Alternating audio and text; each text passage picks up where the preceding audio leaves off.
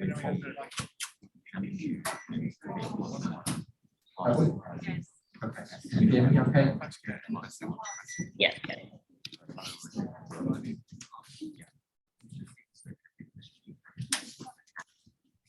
My name is Sean Butcher. I'm the Partnership Director at the Data Institute.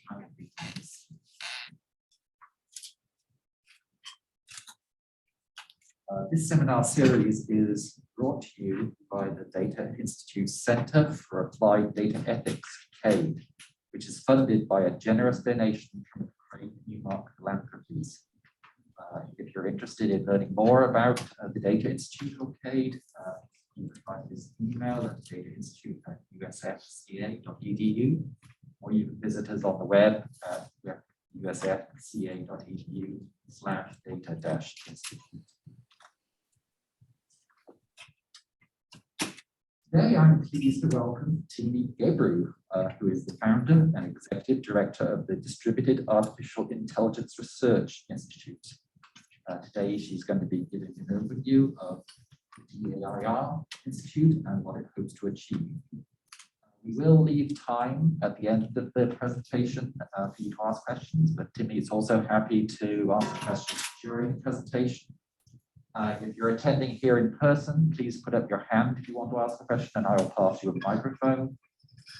If you're attending online, please enter your question in the Q&A box, which you can see on top of your screen. Don't use the chat area. Please enter your questions in the Q&A box. With that said, welcome, Timnit. Hi, thanks for having me. Can you hear me okay? Yes, okay. Let me just share my screen.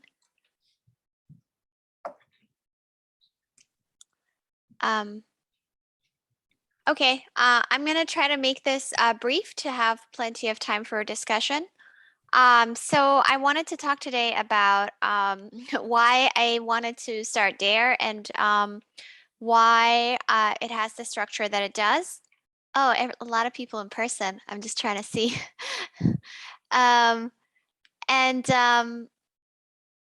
So I think, so basically, after I got fired from Google, I'm also trying to see the chat. It might be hard for me to keep track of it. I'm sorry, I'm just going to put it over here on this screen so I can see it.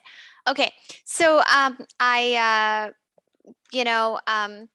very publicly got fired from Google a bit over a year ago, and then my co-lead was also fired, and so when I was after I was fired from Google, a number of people said, hey, you shouldn't expect to have academic freedom in industry. You have academic freedom in academia. That's kind of what happens in academia, right? And in my experience, that's not true.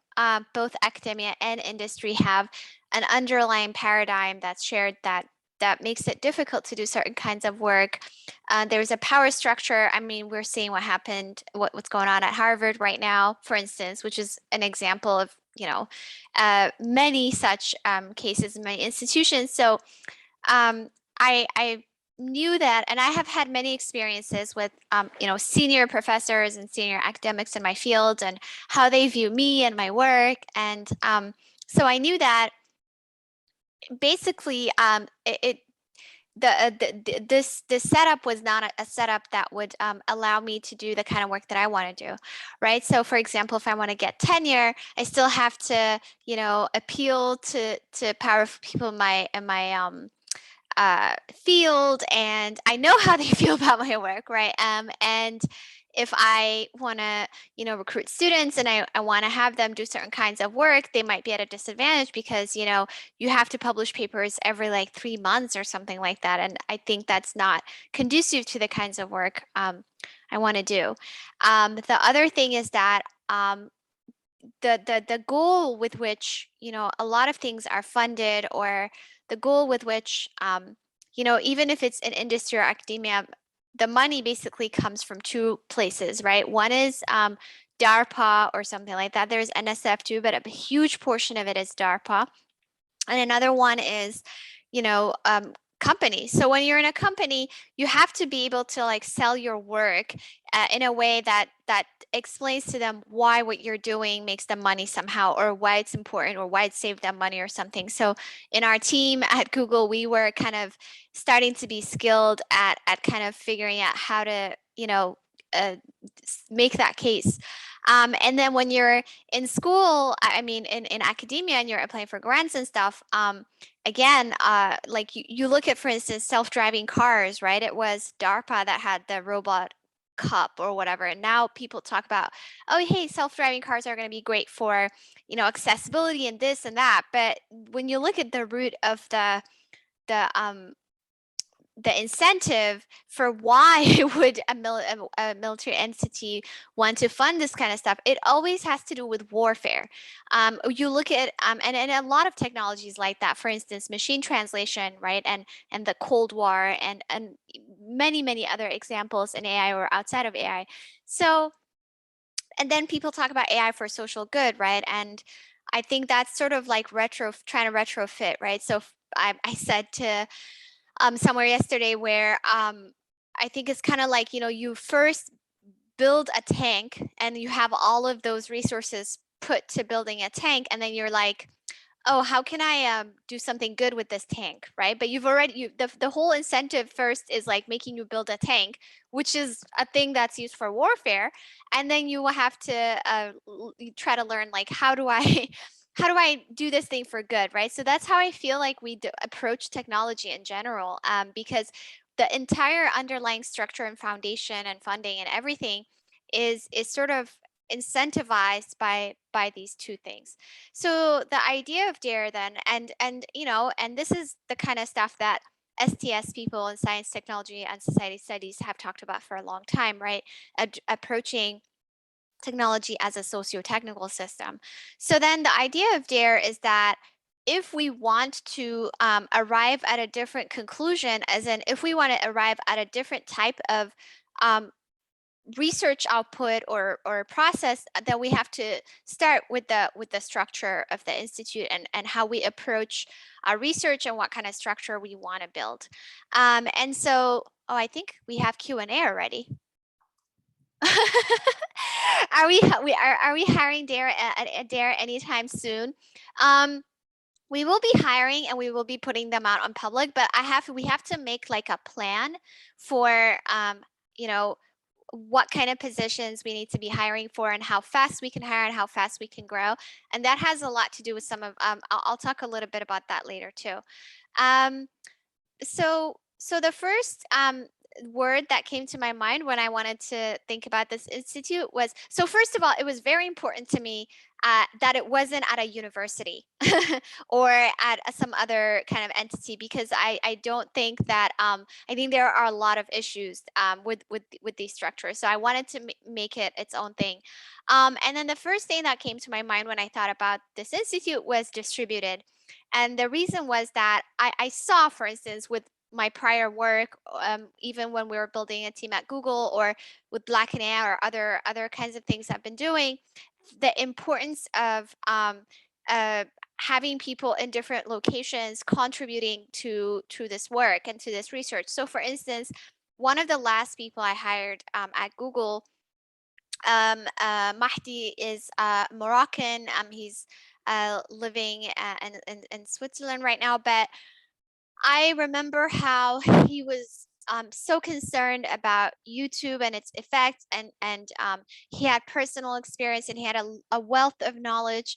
But no matter how much he talked about it, people in the States, the most well-meaning people who want to research all of this work, people who work on misinformation, it was just impossible, I think, to bring across for them to understand the severity of what he's talking about, and for them to experience it as viscerally as he was experiencing it. And at the same time, people would say things like, oh, sorry, we're focused on the US election right now, like we can't get to this. And that's not acceptable, right? Because if your company is based out of the US and it's making money from these other countries and causing so much harm, you shouldn't be allowed to say, oh, sorry, we're focused on this right now, we can't help you. you know, your friends are in jail, your people are getting harassed, but we can't do anything. So because of that, I saw firsthand the importance of having a distributed team, because these platforms, these tech companies are affecting the entire world, but they're not, you know, invested in, or they don't have to make sure that their products are not harmful in many parts of the world. And that's true within the US too, right? A lot of these companies are based out of Silicon Valley. And if you have to require people to go from one city to another, to leave their communities and have to move to a specific location, then that means that they're not in their communities kind of supporting that ecosystem, right? So they're not in their communities, investing in their communities, etc. So that was the reason for us to do a distributed AI research institute. And so this is DAIR, and we have a number of values. So one of the values that we have is community, not exploitation. So the research process itself is very oh, you only see the DAIR oh, okay. Yeah, sorry. I hadn't moved the slides. That's why. So community, not exploitation, is one of the values that we were thinking about. The reason being that the research process is very exploitative. There's a lot of knowledge that's extracted from different communities. There's a lot of, for instance, like raw materials, right? Data and things like that. And when you look at who gets the glory and who gets paid and who gets the fame, it's never, you know, people and communities with these the lived expertise or knowledge that they have. And so you see this so there are books like Ghost Work that talk about this, for instance, how Silicon Valley is creating a global underclass. And in other settings, there are people who talk about parachute research, where people kind of parachute into various communities, like for instance, a lot of American and European researchers would go to Africa and to the African continent and do some work, and then they publish and they kind of get all the fame and tenure and money and whatever. And the communities that they're sort of are subjects of their research have been extracted from, but not gained anything, right? And so what we're thinking about is, how do we avoid this kind of work? And so one of this kind of practice, and so one of the things is actually, you know, paying people and for their, you know, for their work, and kind of, you know, for people in the academic world, it might be useful, you know, for you to be at a workshop, or for your name to be on a paper, to be a co-author or whatever. But for people not in that world, that's not really, you know, that doesn't do anything for them, right? So how can we create research guidelines that incentivize us to do this? So the other value that we came up with is healthy researchers, because in my field, in our field, a lot of researchers are just extremely just really stressed out and anxious, and you're expected to produce papers every few months. You're expected to work. I mean, people at OpenAI regularly boast about. So this is one example. OpenAI is supposed to be was a nonprofit turned for-profit that's supposed to help, you know, save humanity from AI, and they're like regularly, you know, talking about how they've worked 90 hours plus or whatever. Andrew Ng had that kind of you know, tweet one time, and actually Rachel Thomas had a whole great response. And so for us, healthy, thriving researchers is important. So that means, you know, we have to figure out how to make sure that we're not like working 24/7, because it's important for us to, you know, I think that our values will be reflected in our research, and our research can't even be good if we're not, you know, slow and deliberate. And the other one is being, you know, comprehensive principled process. So that basically being slow and deliberate in your research, right? So if you don't have to publish every few months, then you can take the space to think about the pros and cons of your work, and how, you know, who to incorporate in making that decision. And at some point, you might even decide that this is not something you should publish, etc. And then the last part is proactive, pragmatic research, right? So if we find that right? Like I was ostensibly fired at Google for writing a paper about the harms of large language models, and hopefully that wouldn't happen at our institute. That hopefully we can identify the harms and not have to be driven to a particular type of technology. But also the other question is, you know, if we instead of, you know, only identifying the harms after they happen, how can we create how can we start you know, how can we create technology that is actually helpful to society? Like what kind of, how do we approach research in a way that ends up being helpful to people in marginalized groups? So what kind of processes should we have in order to do that? So all of this is about the process by which we do research, right? And so what does that really mean in practice? And when I think about this, in practice, it probably means that we're going to put out less things and for each of those things, less artifacts, and each of those artifacts is going to take more time and more resources, right? So if you don't exploit people and you pay them for their knowledge and etc. that you're extracting, that means you pay more per thing that you get. And if you are slower for each artifact that you put out, that means, you know, you're gonna put out less things. So this is kind of, to me, the opposite of the whole move fast and break things kind of attitude that we've been seeing.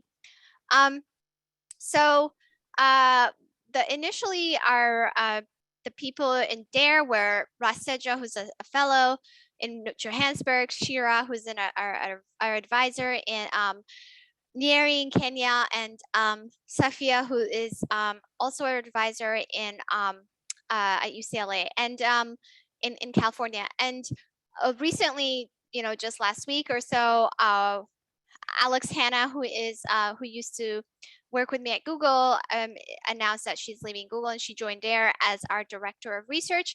And if you haven't read her resignation letter yet, I highly recommend it. I think a number of faculty were saying that they're going to assign it as reading material for their class. I've never heard a resignation letter being used as such, but her resignation letter was like, you know, full of citations and other gems. So I suggest people read it. And how are we supported? Oh, did I hear a question, or are we good? Okay. Yeah, just interrupt me if you have a question. So how are we supported? We're supported by grants currently from the MacArthur Foundation, Ford Foundation, Open Society Foundations, and a gift from the Kapoor Center. And this gives us a little bit of runway, but we have to figure out, one of the things we have to figure out is how we're also going to have our own revenue stream. And we have a few ideas for that. And so, so that means that, you know, again, like what is the other thing that our values lead us to? It means, you know, we have to grow very slowly and deliberately.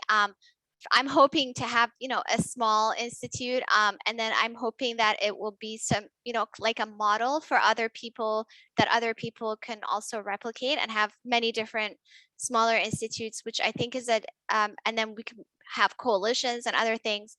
I think that's very different from the centralized, large kind of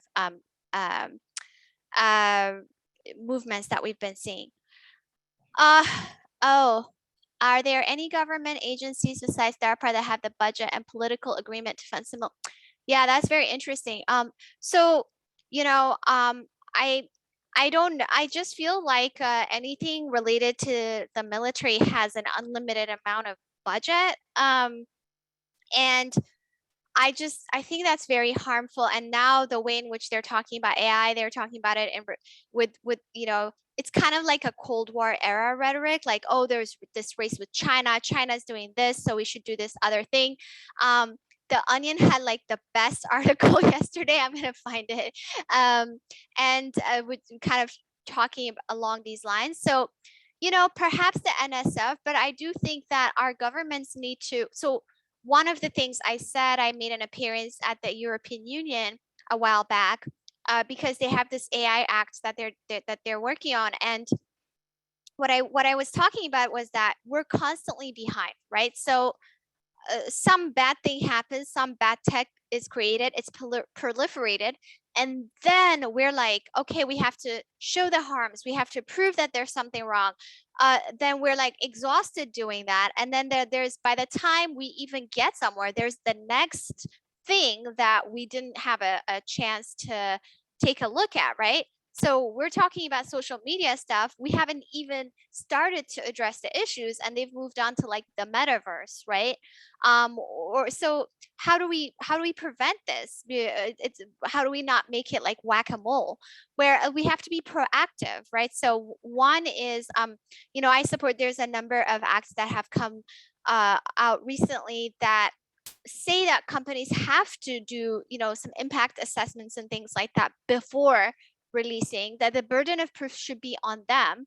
But the other thing we should do is we should proactively invest in people and organizations that have a different incentive structure and that are trying to do to have approaches that are different from this. So so that's my way of saying, answering the question, like, although, you know, I don't know of an agency that currently has that type of budget, but I think we need to advocate for such things with our state, federal, I mean, like international bodies, because the really, it just makes no sense that entities that always have, and it's what seems to be an unlimited amount of budget, are the entities related to warfare, not the entities related to people's well-being. So anyways, so that brings me to Karen Howe's tweet that I liked, which is, you know, she talks about how, so I was talking about, you know, distributed approach rather than a centralized approach, etc. And some people say, you know, oh, like, what's the problem with the centralized approach? Like, you know, we have this large, you know, great, you know, companies, and they have all the power, and they have all the, you know, compute, and they have, you know, all the data, and like, isn't it fine because, you know, whatever they built is going to be used to cure cancer or something, something to that effect, like something great, right? And so she says, no, like, name, you know, why should they be the ones explicitly decide what kinds of problems they want their models to tackle? Also, name any technology in history that has successfully been redistributed completely equitably from the bastions of privilege and power. That doesn't happen. So I think we need to have like a different approach to how we're going to be building technology. So I wanted to talk about some of the things I like that I'm seeing, that I came across. And so here is an example of this Teku Media and gathering a data set for speech recognition, I believe, speech related tech for the Mari language. And this was an article from Wired. And so they talk about how they had, it's a small radio station, and they had a competition, and with this competition they recorded lots of annotated audio in their mother tongue, and it was enough data to build, some language tech. And so what happened is that after they did this, they got an offer, to sell their data, get or license it or something like that from an American company, and they published their rejection with a video and explained why they're not willing to do that. And they said, you know, they want to make sure that anything that they did is going to be something that is useful for their community. And so they don't understand how selling this data to this company is going to be useful to primarily to their community. And he said, you know, here's one of the quotes. They suppressed our languages and physically beat it out of our grandparents. And now they want to sell our language back to us as a service. So, you know, to him, this was kind of the final frontier for colonization.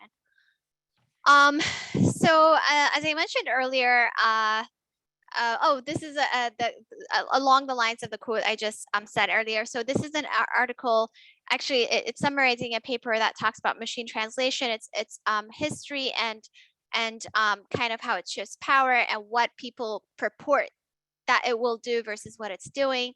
And one of the things that this paper says is the most important, this article says, is the most important thing happening in Silicon Valley right now is not disruption. Rather, it's institution building and the consolidation of power on a scale and at a pace that are both probably unprecedented in human history.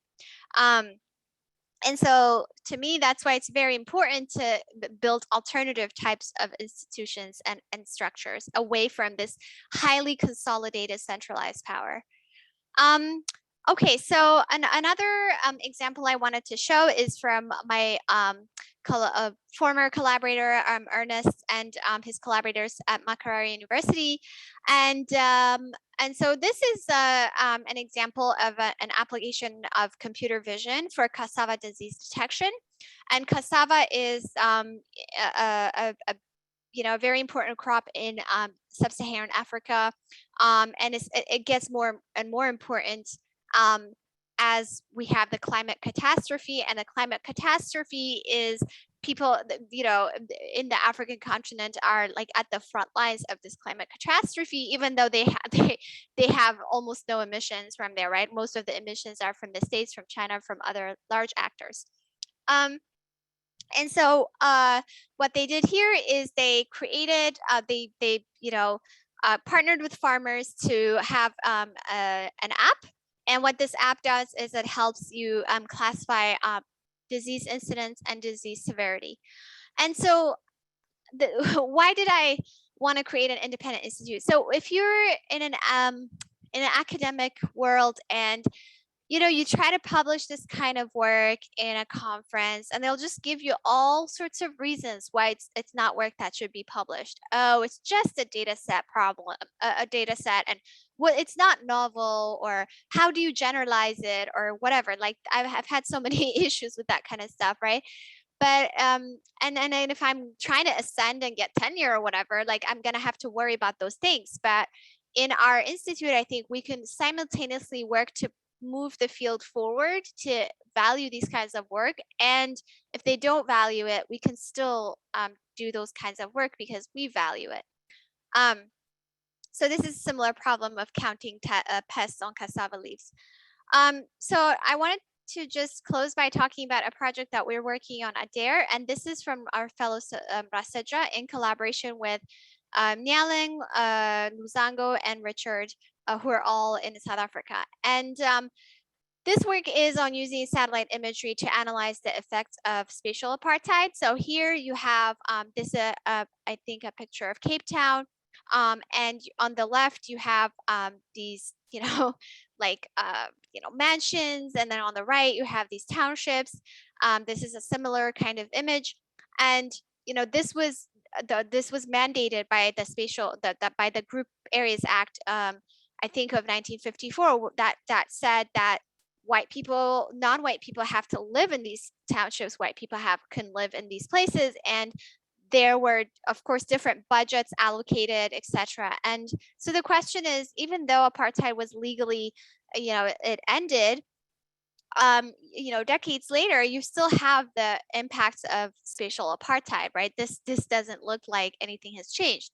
So could we, when you look at the visual characteristics of these, neighborhoods, you can tell there's a difference, right? So like that, for me, that passes the smell test. Maybe we can train some models that can give us some insights. And so this is an example of like the evolution of some of these neighborhoods that you can see. This is another example. And so here's an example of like some, kind of our classifications of clusters of wealthy and non-wealthy neighborhoods.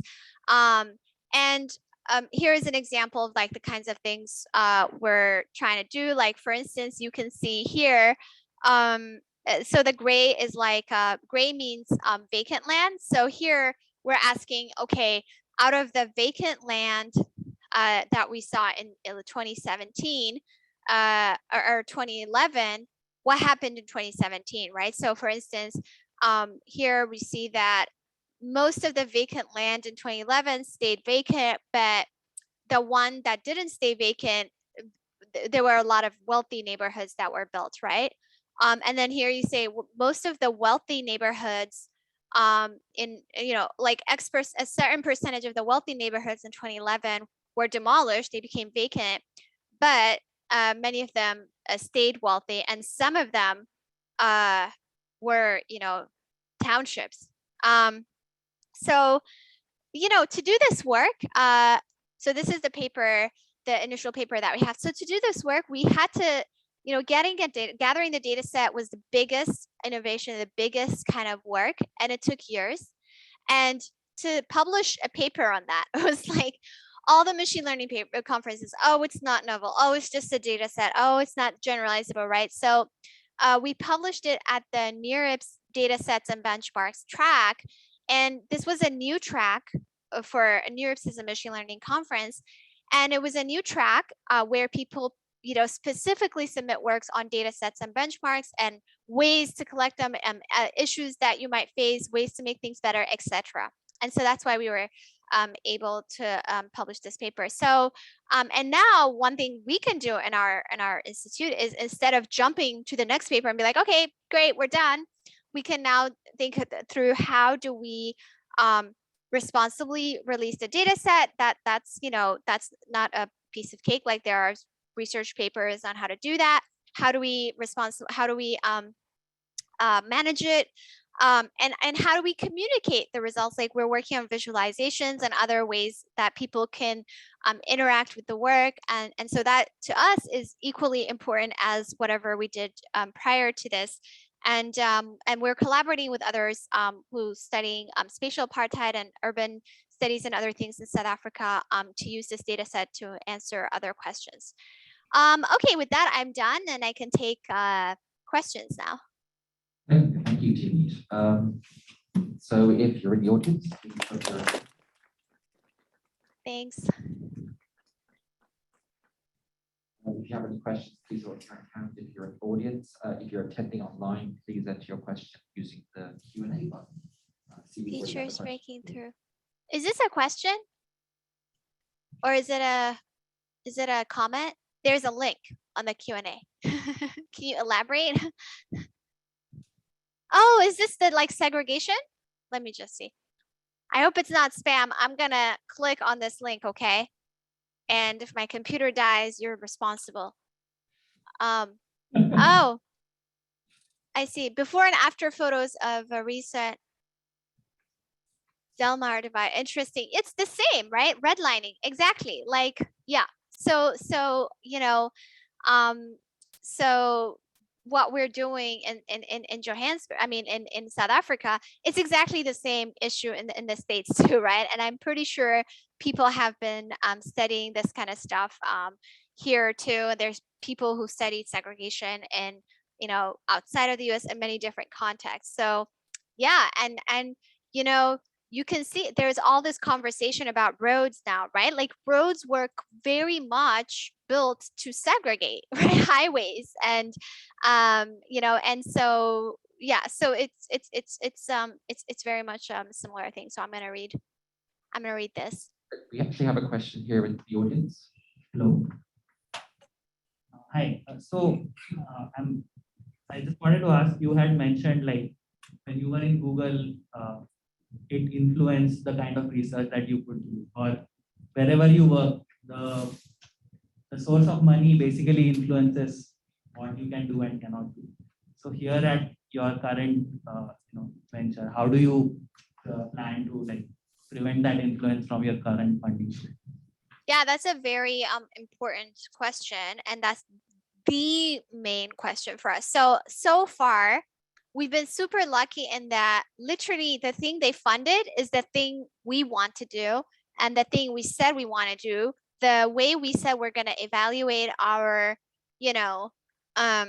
our success is the way we really do want to evaluate our success. So they are funding like our real vision. Now, you don't know what's going to happen in 2 years. You don't know. And it's really scary because like now your entire institute, all the people, full-time jobs and stuff are dependent on these, like few funders. So what I'm hoping to do is diversify our funding source to not just be philanthropy, and for us to actually also have revenue streams, right? So for instance, we like that's something we haven't figured out yet. But for instance, we have expertise in, you know, helping you figure out what kind of issues you might have with data collection, or helping you figure out, helping you maybe audit some of the some of your models or whatever. So we can kind of have a business where we help other organizations do something like that. I don't know. That's something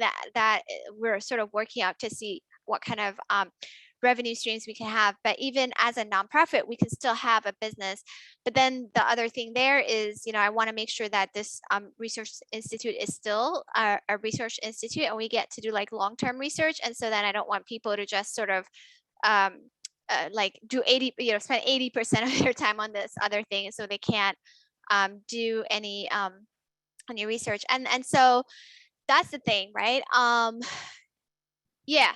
So Mark says, presumably when you applied for funding, you had to suggest some of those specific research questions. Yeah, I did. I mean, so we on our website, we have some potential research directions, but actually I made it clear even when I applied for funding that I do believe very much in a bottoms up research approach. So I don't believe that, you know, we can have some research directions, but I don't believe I can be like an all-knowing person with my, you know, director of research to say this is what's important and that's it. So that's why we sort of more focused on the, you know, process by which you do research. But we have some research directions that we were interested in. For instance, anything related to data, that is very much our expertise, and it's very important. That's something that we think is very important. So just like, you know, so that's one. Coordinated media activity in places that are not considered important is another one. Perhaps, you know, like machine learning and, or AI, whatever you want to call it, in low resource settings. So like a different, something different from like big compute, large everything, large whatever, large data set. You know, if that's what you want, you might want that, we might not be the best people to do that kind of research, right? But what about like smaller things, smaller compute, smaller data, smaller resources, you know, alternative kind of paths to those kinds of things? Like how do you responsibly do things with various communities without it being extractive? You know, those are some of the research questions we have, but it's very broad, and I'm not very you know, we're not going to be telling researchers like what they can't work on unless it's something, you know, like really something that we shouldn't do. Like yesterday, someone emailed me about looking at someone's faces, people's pictures, and predicting criminality and trying to make that fair across genders and you know, races. And I had to, I tried to be constructive because, you know, so that they actually emailed me, so I sent them resources and be like, you should retract this paper and you should just not do this work, and here's why. So that's not something we're going to do at our institute, because that's something that just should not be done. But outside of that, you know, we're going to be we're going to, you know, have some priorities and some things we're interested in, but we're going to be I think more open to researchers who want to do, you know, whatever kind of work. We have another question from the audience here. Sure.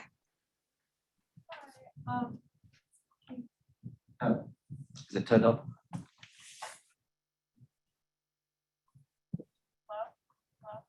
Okay, you must have a dead microphone. I'll pass you a good one. Go ahead. Hello. Just kind of following up a little bit on that last question. I was curious what I'm not as familiar with a lot of these long-term research processes, but maybe what's the kind of end goal for some of these projects or these ideas? Is it more just kind of to write a paper and publish it, or is there going to be more of a call to action of like the researchers getting to work with other individuals outside of the institute to implement solutions or changes that they might suggest for their research? I think it depends. So for instance, I mean, when you're doing a research, often you don't know what the, you know, I think in general, when you're doing research, you don't know what the answer is, right? Like, so you ask a question and the answer might lead you to different things. So for example, when we did this, work so one of the things actually that what we're saying in our institute is that the end goal should not just be to write a paper and move on. So a paper is one way to communicate your results, but like you might want to identify people who are most impacted and figure out how to communicate results to them, right? And so for instance, for this spatial apartheid project, we wrote a paper, but we're not done. That our project is not done. The next phase of our project is what are various ways in which we want to communicate our results, right? So for example, Joy Bulamini is really, really good at this. I learned this from her. We wrote a paper called Gender Shades that showed that, automated facial analysis tools were, they had high disparities in error rates, right? And we wrote a paper, but that was just one of like so many outputs. She had spoken word, she had a lot of these visualizations, and people actually said that those visualizations were really helpful for them to understand the results, and they were able to help galvanize their communities in order to go then, fight face surveillance in their residences, etc. So, so for me, that's very important, figuring out how to communicate your results in ways that can arm communities then to go and do whatever they think is important. So, for example, in the case of the Spatial Apartheid project, what we realized throughout the entire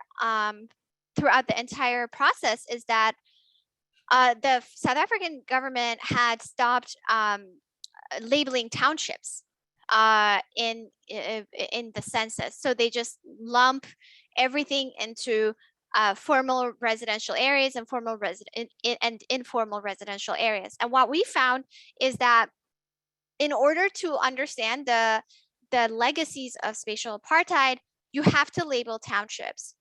So that's not the thing that we thought we were going to find to be most important to say to policymakers, but that's the first step, right? So Rasija is going to make that argument. So we're going to write an article around that, centered to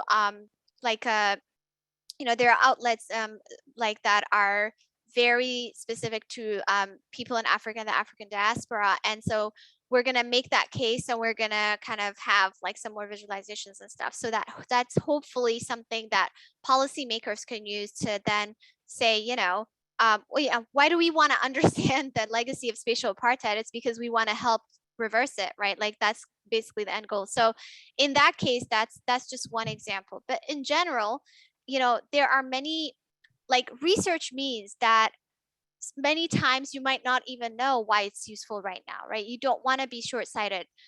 So if you're in a company, the goal, they always want to be like, okay, what, how do I make money? What product can I make with it? This, whatever. But you also want to have space for different kinds of research. There might be something that seems just way too abstract and something that's not going to get you anywhere, right? So to me, that's also important to keep in mind.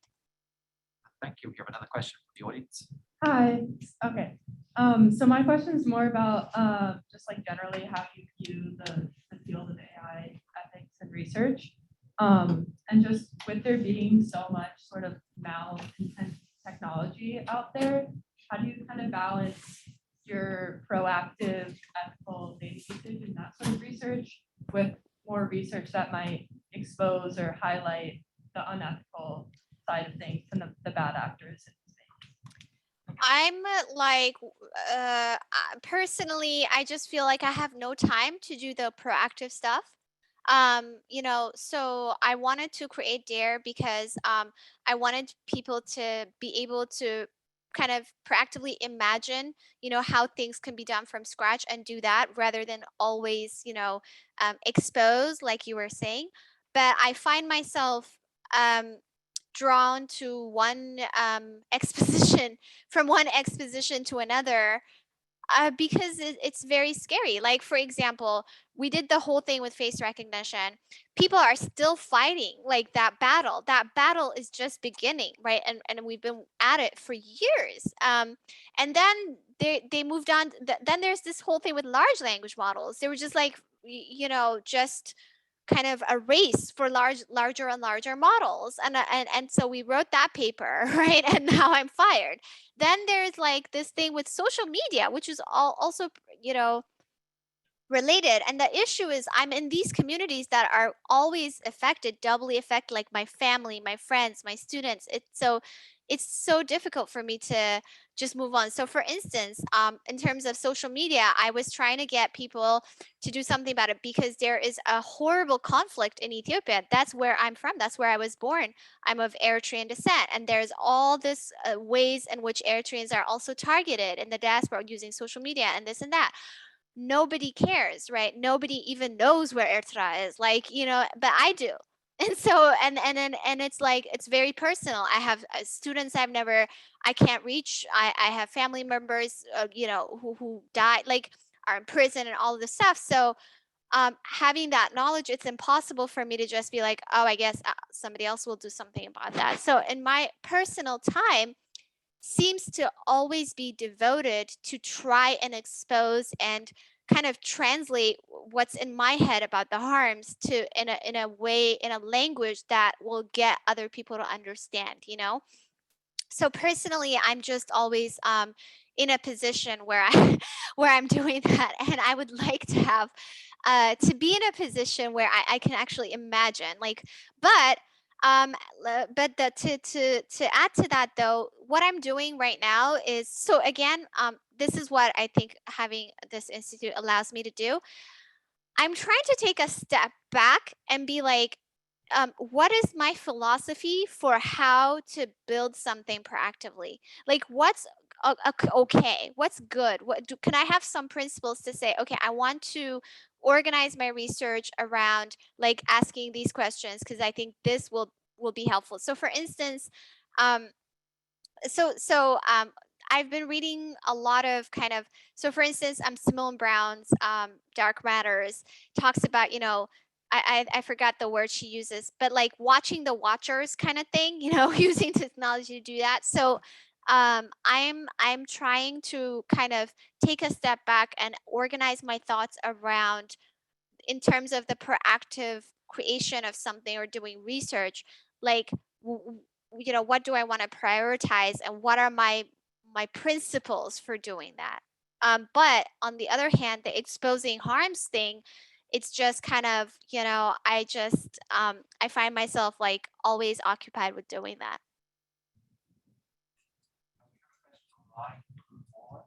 She asks about how we go from I can't hear that, by the way.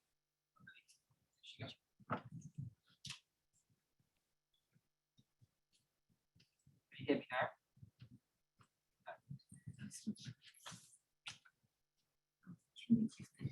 Go ahead. Go ahead and ask a question. Oh, okay. Mike? Okay. So I have a question about the Maori case with the basically there's these, you know, all of these companies like Google, they basically have the ability to, you know, as you said, like exploit a lot of these smaller communities around the globe because they basically can get full access to like their language and data. I was just curious if you knew of any sort of way that this process of like AI translation for these underrepresented languages could become more like bottom up. More bottoms up? Yeah, more bottom up, more grounds up. I don't know of like a way, like a methodology, but I know groups that are trying to do that, like trying to work on that. So for instance, Masakane NLP, I don't know if you've heard of this group. They're a grassroots organization working to on African language technology. So if you go to, you know, if you look at their values, they say, you know, like they have a list of things like that. They won't work with you if you're gonna try to do this. So they say our values, African centricity, we centralize the narratives of Africans as a remedy to the effects of Eurocentrism, blah, blah, blah. Ownership, we believe Africans should be in charge of owning, driving, and participating in the NLP research process rather than as observers of data providers. You know, data sovereignty, we believe Africans. So these are their values, and they're a grassroots organizations that are, you know, working on these things. So that's just one example. So one of them, for instance, Kathleen Simunyu, who's part of Masakani, is working on. She was telling me like she's working on Swahili, you know, language tech for Swahili, and she's like doing research on really like how to get the data in a way that's not exploitative of the community, and that actually helps the community and supports the community, etc. So I don't know about like, you know, I can't say this is the strategy XYZ, but I do know of organizations like Masakani that are trying to do this thing. We have another question online from Paula, who asks, how do you go from being able to publish the work to having an impact? For example, how to influence policies to address the spatial condition apartheid? Yeah, I think this is so. I think that's where the communication of different to different groups is very important. So once you do the work and you publish the work, and you want to communicate it to different impacted groups, to different members of the community that might arm themselves with that knowledge that you have now published, and do something with it. They decide, you know, what they'll do with it. So this has happened with a lot of my work. So for example, like I said, Joy was really, really good at, like, there's the documentary coded bias, there is, you know, like art exhibitions, there is the visualizations, there is, you know, and so people, you know, learned about the issues from each of those things, like different audiences. And so for instance, if it's people fighting face surveillance in their community, they then decided to take that paper to their lawmakers and said, we need to ban it, right? In San Francisco, that's what happened, in Oakland, etc. And then I had, like, there's other papers like data sheets for data sets or model cards that were also like cited by policymakers, you know, in trying to get people to you know, to incorporating it into their regulation. So for instance, I talked about this data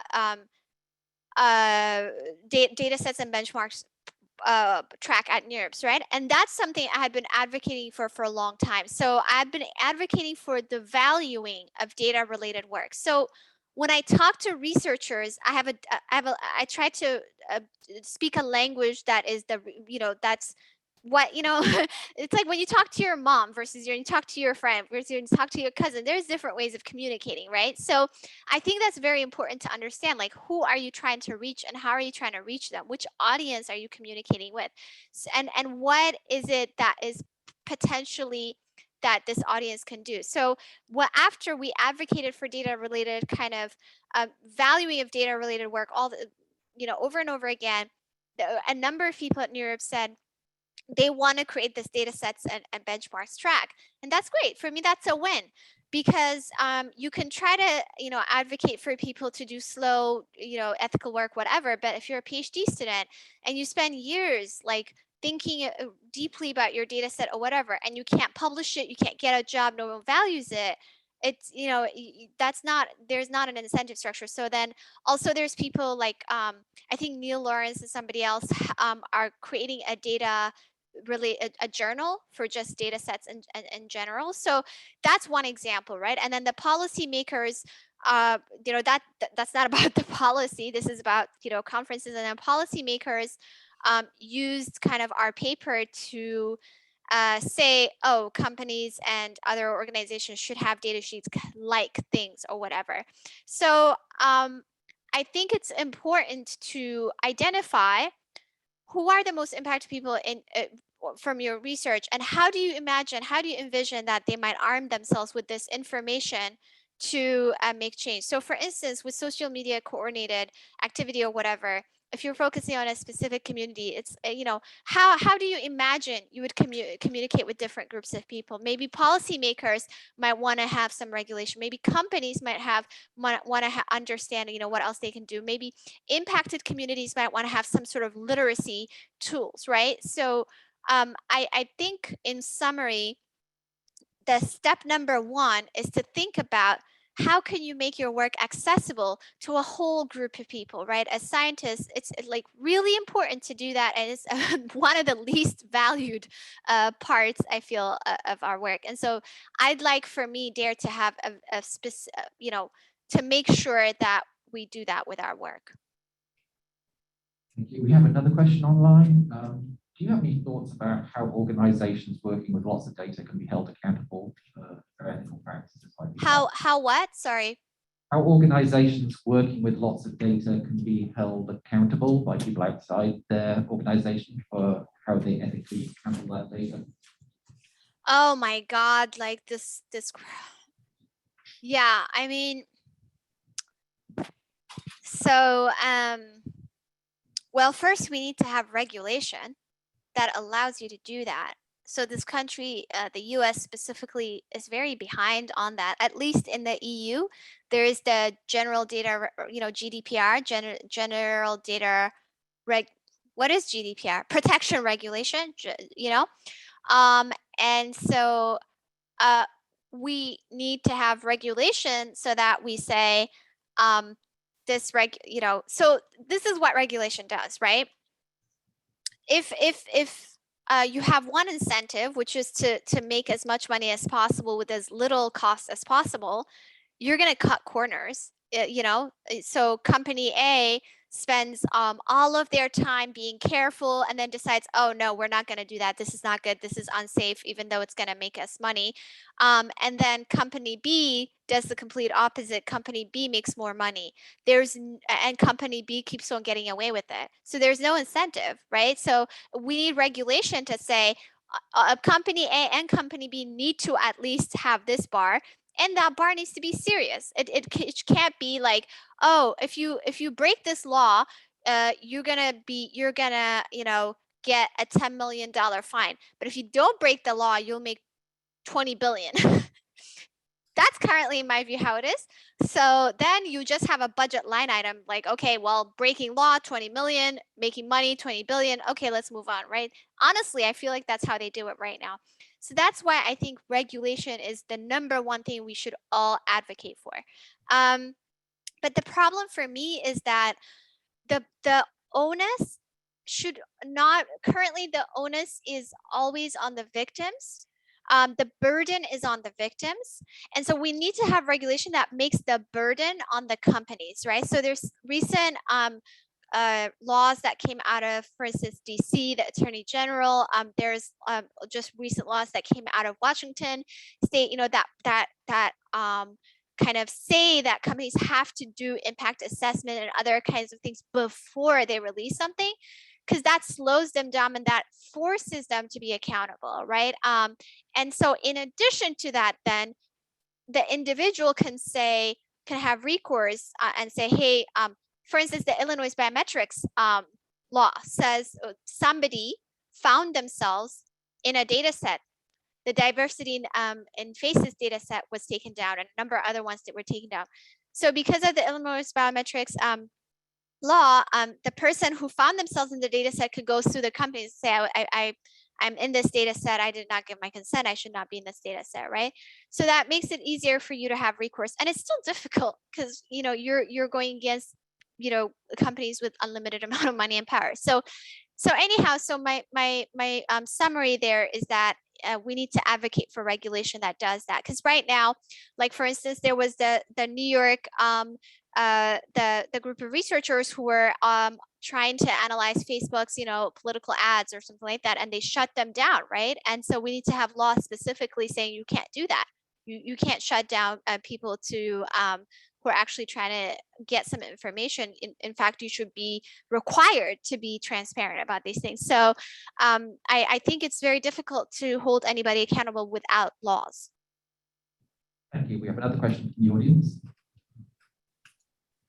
Yeah, hello. Yeah, hi. So for now, like you are choosing all the good projects in the organization, like distinguishing apartheid and Cape Town. But how will you make sure that this will happen in the future also, like 5 to 6 years down the line, when the suppose the size of the organization grows to suppose 500 to 1,000 researchers. So how will you make sure that temptation of good capital for less ethical work will not seep into the organization? So I don't anticipate DAIR going to 500 people or 1,000 people. I can't imagine that happening. I think that one way of doing that is having a lot of smaller organizations. I mean, so I guess if it's high stakes organizations, larger organizations might be easier to regulate, but I think if we grow too quickly and then we, although, we have to be super stressed out about how to maintain that. And then, as a nonprofit, you start being just like only concerned about your self-sustenance and you can't think about values and stuff. So I think one of the ways in which we can try to prevent that is by growing very slowly and very deliberately in ways that we can manage. And having guidelines and processes that are in line with our values, right? You can say operationalizing sort of those processes and guidelines. Like that's what I want to work on next is with Alex, with our director of research, saying, okay, we have these values. What does it mean for how to, what are the guidelines for how to conduct research? For instance, perhaps it means for each project you do, you look at like who are the most impacted communities and you say, how much money did I, who is getting the money? Like, who's getting paid what? And then you clearly say, oh, okay, like, well, these impacted communities are not, getting any of the resources. It's all of these other groups that we're spending money on, that's just an idea. So operationalizing kind of our values into actual guidelines would help. But again, you can't depend on people's goodwill for things. We try to have, I tried to create an organization with a different incentive structure, but I think that's exactly why laws are important. You have to abide by the laws, everybody starts out thinking that they're going to save the world and it's great and all that. And then, don't be evil. And then we see that you're evil, right? So what prevents that is kind of, regulation and worker power, like collective organizing and kind of shifting the power of people's ability to do a lot of harm at once. So that's what I think. We have another question from the audience. Thank you for the great talk. In this room, we have over 80 students here. And I know data science is such a hot topic, drawing a lot of good talents. But what is your advice for those students who are going to be in the job market and being a professional as a data scientist and as their future career and maybe their mindset? Yeah, I think that one of the things I would say is that don't believe the hype. Just yesterday, I think Ilya Sutskever tweeted that language models might be conscious. Come on, okay? I'm not gonna get into that, but like it's a very hyped up field right now. There are many other fields that were hyped before, and so don't believe the hype. Think about the smell test. Like if someone says, oh my God, AI can do something magical. Like, I don't think that's real. So I would say in your applications, like, does it pass the smell test? Does it feel like this is something, that we can do and that we can learn with data, right? I'm not saying, obviously, data can be helpful for a lot of different things, right? And analyzing data. So, and then, I think take your time, don't rush. But the hard thing is that if you're in an organization that doesn't incentivize that, then create power, like, or unionize, like, or not necessarily unionize, but like different ways. There's different ways of having collective action. You need to have collective power in order to be able to push back, right? It's hard to just be ethical in like some organization if you can't be. So I think that's my advice, and I think there are I didn't get the chance to learn there are such important books telling us about the harms of technology, like Algorithms of Oppression, Race After Technology, Simone Brown's Dark Matters, and there's STS. People in STS have been telling us for years. It's so depressing, actually. I was reading Philip Agre from the 90s. I don't know if you have heard of him or read about him. he's completely disappeared. He's just got depressed that, you know, he couldn't, there was one article that he wrote about lessons on reforming AI. You know, it's good to read these things and just kind of learn from these people. It's not all about just building really fast. We have another question from the audience. Hey, thanks for your talk today. I think, you know, we're getting ready to enter the job market now. And I think most of us want to be ethical people, work for ethical companies. It's hard in this world, but anyway, I recently heard a piece of, let's say, advice that I want your take on, specifically in the context of AI and weapon systems. Weapons, what? The use of AI and, you know, and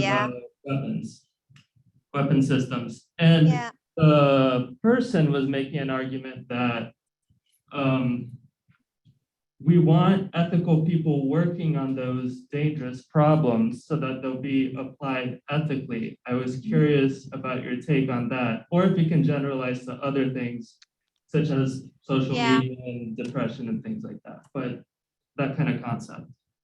Yeah, it's difficult because, so for example, there are a lot of people trying to like change things inside the companies in social media related stuff, for instance, but they're not being heard by the, you know, the leaders. And I think it's important to have those people, but they need to have collective power and organizing power in order to be able to change anything. And so I think a lot of times there's an inside outside sort of partnership you have, like you have people working on the stuff trying to change things, then you have whistleblowers, or you have people working on the inside trying to change things, funneling information from the outside so that people from the outside can then hold companies accountable and things like that. So in that sense, I think it is important to have these people in there and able to advocate for changing course and able to but they need, you know, worker power. And so, but for me, I think that like it sort of kind of reminds me of this argument right now that when you say we shouldn't build such and such, they'll be like, well, China's building such and such, so it's better. We need to build it. And then it becomes like a race. And that doesn't help anybody. Chinese citizens are not benefiting from it. US citizens are not benefiting from it. Russian citizens are not benefiting from it.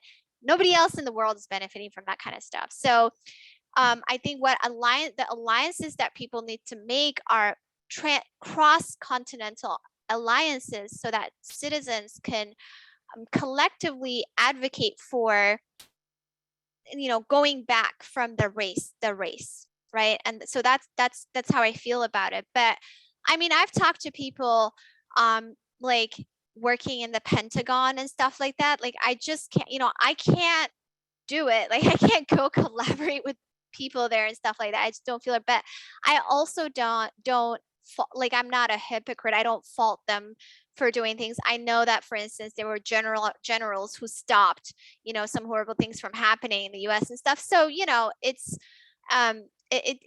difficult for me to say, oh, these are like unethical people, whatever. But this is how I feel about the situation. If we want to help the people inside kind of do something differently, steer something differently, they still need to have collective power, and there needs to be some sort of funneling information in and out. Thank you. I think we have time for one more question. Oh, thank you so much for your talk today. And you may have already touched on this, but kind of on the individual level, as we get employed and as we start our journey through a company, how do we maintain that will to be ethical and change as we move up through the structure of the company that is unethical? It seems like a difficult task. And if you have any tips for that. Yeah, I think it's really hard. And I really think that's why it's difficult to talk about individuals. And it's easier to talk about incentive structures and how to change incentive structures and how have collective action. So that's why I think I usually focus on collective action. Collective action helps because it's difficult to give that kind of advice to individuals and say you need to be a sacrificial lamb. Like, you know, you have to think about your family. You have to think about how you're going to put food on the table. You have to think about how you're going to be targeted when, you know, when something happens. And I've seen so many people. I mean, I would not advise them to do what they did because, like, the way in which these companies can ruin your life is really strong. And so everybody needs to have that responsibility, right? It shouldn't be like somebody is a sacrificial lamb, right? And so in order for that to happen, it's important to build alliances and collective organizing so people are protected. And so for instance, at Google, you know, I try to do those things. And so a lot of times when people's, you know, I spoke up a lot on other people's behalf and I would be targeted, and then other people would speak up on my behalf and then they would be targeted, and then we would all try to come to their defense. Like, there were many times when you know, my manager would be targeted or somebody else would be targeted, and we would like figure out how to come to their defense, and you know, and I would be targeted and other people would figure out how to come to my defense. And so that collective kind of organizing is very important. And it's the same thing that dictators try to do, you know, like it's a known tactic, right? They, you know, people isolate different people so that you think it's just your individual problem. But I think it's important to understand that it's not this individual problem, right? It's a collective problem that we all have. And the reason we're advocating on behalf of these different individuals is because it affects us. Like when I first went to Google, I was constantly in meetings with HR with my co-lead Meg, who later got fired. And I was just always complaining about how they're treating her and stuff. And they're like, what are the problems you're having? I'm like, well, Meg is this, you're doing this to Meg, this is happening to Meg in friendly way. What about you personally? I was like, look, this is my future right here. Like what you're doing to Meg is my future. So, and obviously I was right? So whatever you're doing to her is like, that's why, you know, so I think that kind of, you know, collective action is what's good to think about, what collective actions we can have and how we can change the power structure. Well, thank you so much, Dr. Gebru. Could we have another round of applause? Thank you, everybody. I want to thank you all for attending, and for everyone online and here in person. I want to thank you for your attendance. I look forward to seeing you in our future. Bye. Bye-bye.